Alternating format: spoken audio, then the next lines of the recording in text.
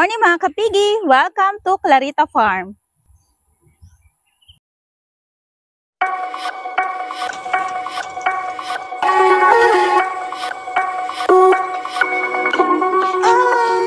It's gonna be a good day. Though things are going sideways, nothing's gonna break me down, 'cause I know it's gonna be a good day. Good morning mga kapigi! So for today's video ay ipapakita ko sa inyo kung paano nga ba kami magpurga ng aming mga patabayang baboy gamit ang ivermectin powder. So, pero before that, tara at silipin muna natin ang aming batch 15 fatteners. So sila po yung aming pupurgahin ngayong araw. So tara, silipin natin. Maputik pa dito ay hindi pa tapos yung pagpatrabaho natin dito mga kapigi. So, ayan. Tanan! Ang dungis nila! So, ayan mga kapigi. So, maagang-maaga pa lang ngayon. 6:30 pa lang in the morning. And kanina, sobrang lamig ng panahon. Dinamig talaga kami. So, pag ganitong panahon mga kapigi, hindi muna kami nagpapaligo ng mga ganitong size na mga lechonin size na mga baboy. Kasi nga, prone pa to sa mga ubot-sipon. Kahit nga malalaki na mga kapigi, kung malamig talaga ang panahon, hindi kami nagpapaligo sa umaga. So, ang ginagawa lang namin, linilinisan lang namin itong sahig, yung kainan, at yung mga paa nila. Kasi dun sa yung mga paa nila, yun yung umaapak sa mga feed. So, dapat yun ang malinis. So, ina-sprayan lang namin yung mga kapigi. Ito nga pala mga kapigi ay 1.5 month old na from walay. So, magpupurga tayo ngayon kasi nga ivermectin yung gamit natin. So, mamaya i-explain ko kung bakit 1.5 month kami nagpupurga. Actually, napurga na namin to 14 days ago. So, bakit inulit ko? So, mamaya i-explain ko kung bakit. Abangan nyo yan mga kapigi. Sa pagpupurga nga pala mga kapigi, ang paraan po natin ay iba-iba. Dahil depende po yan sa brand at mode of administration ng pamurgang ibibigay natin. So, ano po ibig sabihin nun? For example, meron tayong ivermectin na dalawang klase. Meron tayong injectable and meron din tayong powder, katulad nito. So, yung injectable po, subcutaneous po ang pagbigay noon at usually po ay once a month ang pagbibigay natin kapag injectable yung gamit natin. Pero kapag itong ivermectin powder naman yung gamit natin, may ibang instruction din po siya. So una po yon ay yung as a regular deworming process. So nagbibigay tayo, then after 14 days po ay inuulit po natin yon. So ganun po yung pagpurga natin. So nasa instruction naman po yon. Then sa latigo naman po, kung latigo powder yung gamit natin, once a month po ang ginagawa natin na as a routine deworming process. So once a month pag latigo. Pero pag ito po ay inuulit natin after 14 days. So sumusunod po tayo sa instruction kasi po ibig sabihin, yun po talaga ang tamang proseso ng pagpurga kung itong ivermectin powder ang gagamitin natin. Sa pagpupurga natin mga kapigi, kumuha muna tayo ng tubig. Kasi doon muna natin tutunawin itong ating pamurga. So yan, lagay muna natin dito sa balde.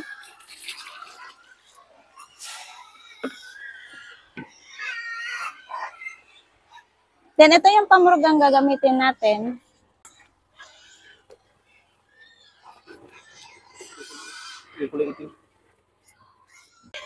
And then, magbabase tayo sa dosage kung ilan yung estimate kilo na mga fatteners natin. So, gaya nga ng sinabi ko kanina mga kapigi, so ang gagamitin nating pamurga ay ivermectin powder. So, ito mga kapigi, yung batch 15 fatteners na pupurgahin natin ngayong araw. Napurga na natin to 14 days ago. So, ngayon, mag-ano tayo ng follow-up dosage kasi indicated yan dito sa ating powder. So sabi ko nga, depende yan sa brand at kung anong klaseng pamurga ang gagamitin natin. Dito kasi mga kapigi nakalagay na For regular deworming, as a regular deworming schedule, magbibigay ngayon, then repeat after 14 days. So, ganun yan mga kapigi. Then, after nyan, kapag nagkaroon na tayo ng follow-up deworming, so maghihintay na naman tayo ng 1 month na para mag-deworming ulit. Then, after nun, 14 days ulit. So, ganun yung ginagawa ko mga kapigi. So, sa dosage nila, kung makikita nyo, depende yan sa kilo ng ating mga baboy. So, yung estimate nating kilo nila is between 31 to 37 kilograms. So, ibig sabihin, kada isang sachet, magbibigay tayo sa 4 na baboy. So, yung mga yon 13 heads sila. So, magbigay na lang tayo ng 3 kalahating powder. 3 kalahating sachet. May nabutas na oh.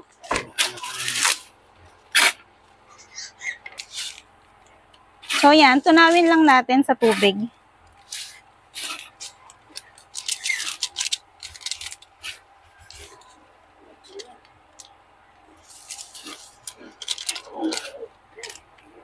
One, two. Then, yung ating pangatlong sachet. Ito na yung anuhin natin kasi nginat-ngat na siya mga kapigi ng daga. Ayan o. So, ito na yung buksan natin. So, ayan mga kapigi, nagbigay na tayo ng pangatlong sachet. Then, etong sachet na to, hahatiin lang natin. So, kalahati lang.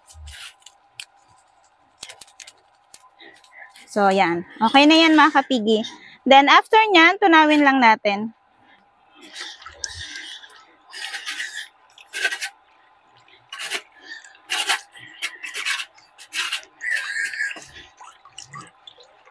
Ayan. Pag natunaw na siya, dagdagan na natin ng feeds na kinakain nila ngayon. So, ang kinakain nila ngayon ay starter feeds. So, kung kumakain sila, sa ngayon kasi kumakain sila ng 7 kilo. So, hahatiin lang natin yon mga kapigi. Magbigay lang muna tayo ng mga 3 kilo, ihalo dito sa pamurga.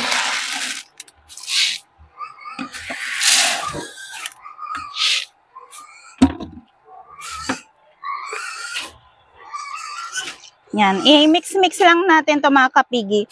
Dagdagan pa natin to ng feeds kasi madami sila para ma-make sure natin ng lahat sa kanila ay makakakain ng feeds na may pamurga.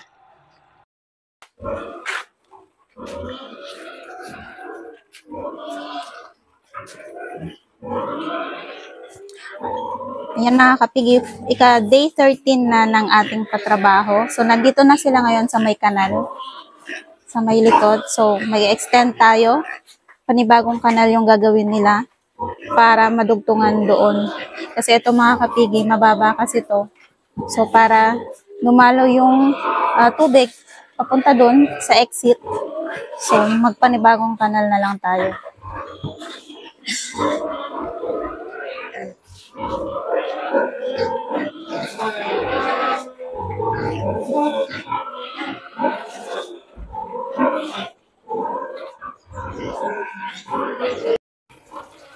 So, ayan mga kapigi, medyo natutunaw na yung ating feeds.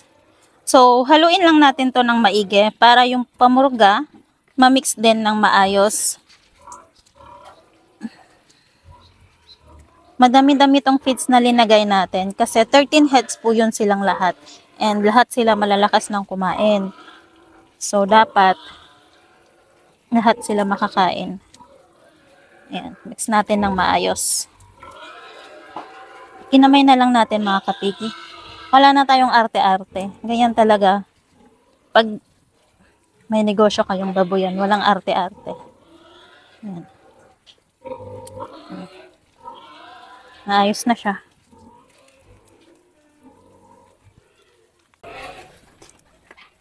After matunaw mga kapigi ng ating feeds na may pamurga, dalhin na natin yan doon. So, dito na muna tayo dumaan. Hindi pa kasi to tapos mga kapigi. Inuuna muna yung kanal doon sa may likod. Tapos, after nun, dito naman na sila. So, hi! Bea. Hi!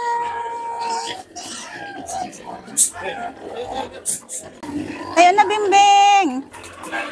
Yan. Pahaba. Pahaba yung pag ano natin mga kapigi para evenly distributed yung ating feeds na may pamurga.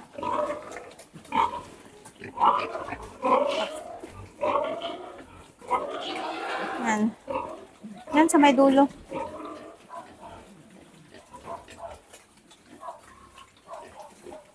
Ito. Ito wala na. Kabila. Yan. Ang goal natin mga kapigi, kapag nagpupurga tayo ng powder, dapat lahat sila makakain ng feeds na may pamurga. Kasi, hindi to katulad ng injectable na lahat talaga sila, sure ka mabibigyan, tamang dosage. So ito, depende to sa dami ng makakain nila. So dapat, lahat sila makakain. Be, dito be. Ito.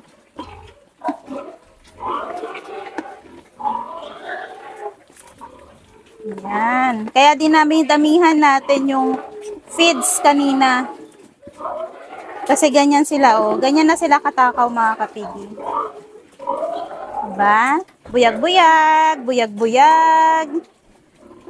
Sorry sa mga kumakain. Dugyutin pa po sila, mga kapigi. Kasi nga po umaga pa. And pag ganito talagang panahon, mga kapigi, na tag-ulan na, usually, kapag umaga, malamig pa. Kaya hindi pa po kami nagpapaligo, lalo na sa ganitong mga edad. Hindi pa talaga kami niya nagpapaligo sa umaga. Sa tanghali lang po kami nagpapaligo kapag mainit ang panahon at hindi umulan. Pero kapag umulan, hindi rin kami nagpapaligo. So, ayan. Nauubos na.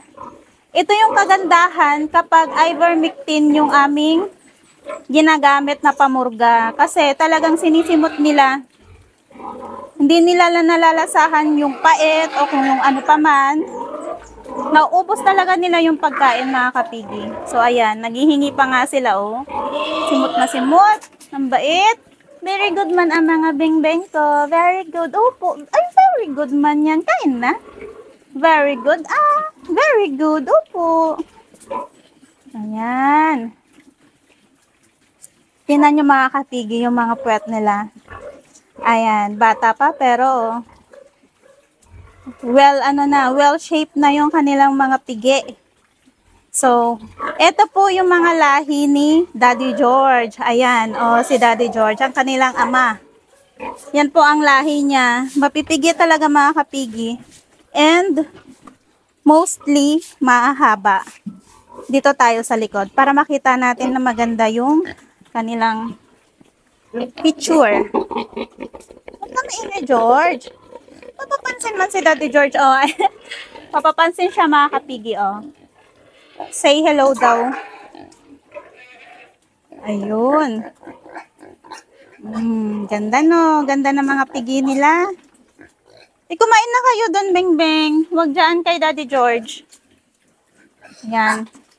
Yun nga lang, mga kapigi, isa nga talaga sa disadvantage kapag nagpupurga tayo ng powder is yung ganito. Although kanina, nakakain naman na sila, kaso nga lang, compare dito sa iba na hanggang ngayon patuloy na pa rin kumakain, sila tumigil na. So, ibig sabihin, mas konti yung nakain nilang feeds na may pamurga. Oh, yan ang problema. Disadvantage siya kumpara sa injectable. Pero, ang advantage naman niya, less stress po sa ating mga baboy. Kasi kung i-inject natin to ng ivermectin na injectable, malalaki na sila and talagang mahihirapan na tayong magbigay ng subcutaneous sa kanila. So, ayan. Maghahabulan, then may stress. Hanggat maaari, hindi po tayo nagbibigay ng stress sa mga patabaing baboy. Yan po yung unang-unang iniiwasan ko. Since kapag po na-stress sila, usually, nababawasan sila ng kilo. And, naantala yung paglaki nila kapag na-stress sila and nawalan sila ng ganang kumain. So, yung 1 day stress po, minsan katumbas ng paglaki nila ng katumbas ng 3 days. Yun yung nawawala sa bigat nila. So, sayang naman, di ba? So, ganyan na lang. Effective naman siya mga kapigi. Kahit powder lang yung binibigay natin. Kapag mga ganitong size na talaga, powder na lang yung binibigay natin. Hindi na tayo nag-i-inject para iwas stress sa kanila. So, ayan. Sinisimot na nila, oh. Simot na simot. Ang galing-galing naman ng mga beng-beng ko na yan. Ayan, oh. Simot na simot. Then, mamaya, mga kapigi, pag naubos na to talaga, so, magdadagdag na tayo ng regular feeding sa kanila. So, 3 kilo yung linigay natin kanina. So, magdagdag tayo ng 3 kilo ulit. Pag naubos, saka tayo magdagdag pa ulit. So, ganun yung pagbibigay ko. And then, yung tubig nila, dapat sapat yung tubig nila. Parating may tubig dyan sa inuman. And mamayang tanghali, hindi po natin sila papaliguan. So, hindi po kami nagpapaligo sa araw ng pagpapurga sa kanila.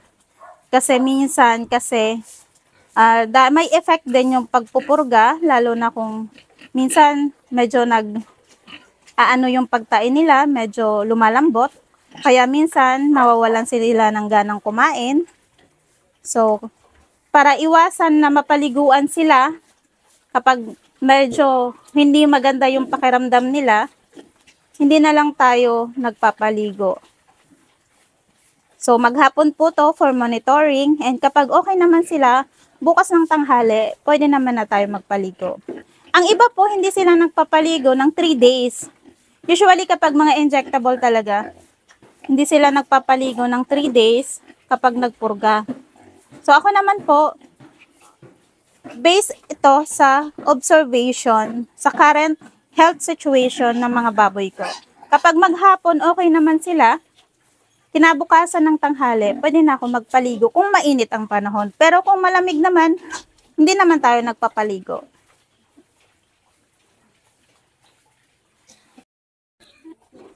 Ayan, ubos na. Naubos na nila mga kapigi. Ayay, naghihingian pa. Oh, dagdag pa tayo.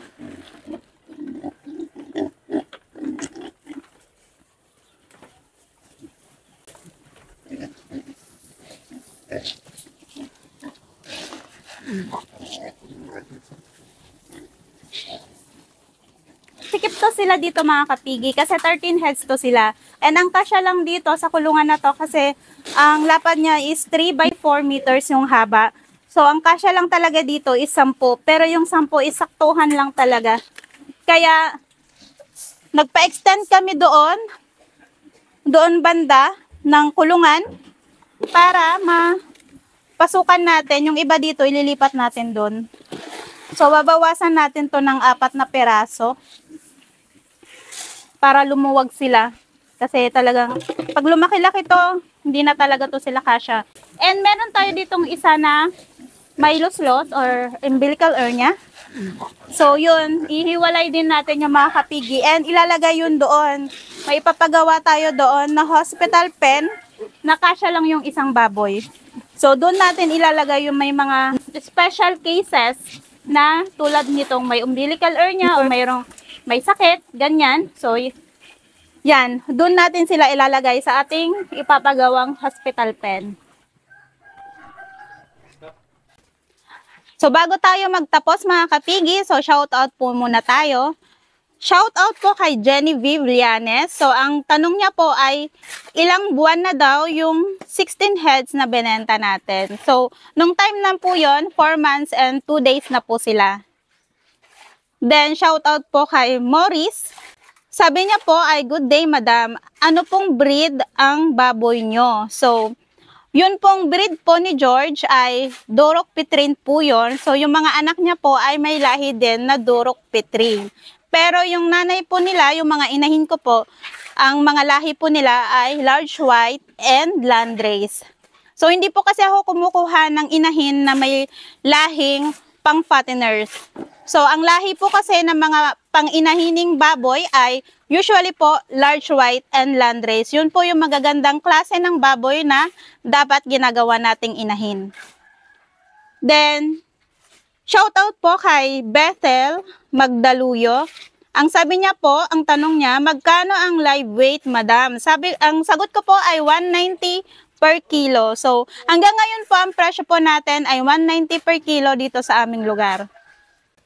And ang tanong naman po ni Fats TV Vlog, saan po ang location nyo? So, ang location po ng baboyan namin ay dito po sa Bicol. So, as of now, ang presyo po namin dito sa Bicol, ang presyo po ng live weight ay 190 pesos per kilo. So, yun lamang po. Sana sa hindi pa po nakapag-subscribe, please subscribe to my channel. And don't forget to click the notification bell para ma-update kayo sa mga susunod nating video. Kung nagustuhan nyo po ang video ito, please share po para po mapanood pa po ng iba. So, yun lamang po. Happy farming!